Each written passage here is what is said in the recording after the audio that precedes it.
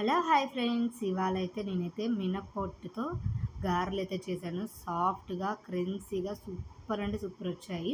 రానోళ్ళు కూడా చూసి నేర్చుకోవచ్చు అనమాట. అంత పర్ఫెక్ట్గా వచ్చాయి గారెలు అయితే, చాలా బాగున్నాయి. ఇంకెందుకు ఆలస్యం, తయారు చేసే విధానం కూడా చూద్దాం. మినప్పప్పు అయితే ఒక 2-3 గంటలు నానపెట్టుకున్నాక బాగా శుభ్రం కడిగేసి మిక్సీ అయితే పట్టి పెట్టుకోండి. బాగా మెత్తగా పట్టండి ఫ్రెండ్స్, మళ్ళీ బరక కాకుండా కొంచెం మెత్తగా పడితే సాఫ్ట్గా వస్తాయన్నమాట. నేనైతే ఈ మాదిరిగా అయితే పట్టాను. పట్టినాక ఇంకా కొంచెం మీ దగ్గర అల్లము అలా ఉంటే అల్లము, కొన్ని 2 పచ్చిమిర్చి, ఒక ఉల్లిపాయ తరుగు సన్నగా తరిగేయండి. మళ్ళీ లావు కాకుండా కొంచెం సన్నగా తరిగేసి, కొంచెం కరివేపాకు, అల్లం అయితే ఇంకా మీ ఇష్టం, వేస్తే ఫ్లేవర్ బాగుంటుంది అనమాట. తగినంత ఉప్పు కొంచెం తగినంత ఉప్పు వేయండి. సోడా ఉప్పు మీ ఇష్టం, మీకు ఇష్టమైతే వేయండి, లేకపోతే లేదు. నేనైతే వేస్తున్నాను అనమాట. ఎందుకంటే కొంచెం క్రిస్పీగా వస్తాయన్నమాట, సాఫ్ట్గా బాగుంటాయి అన్నమాట.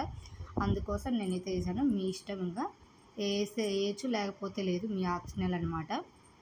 ఇంకైతే మొత్తం వేసేసి సాఫ్ట్గా మొత్తం అన్ని ఉల్లిపాయలు అన్నీ వాటి పిండికి పట్టేటట్టుగా మొత్తం కలుపుకొని, ఎక్కువసేపు కలిపితే కొంచెం క్రిస్పీగా వస్తాయన్నమాట.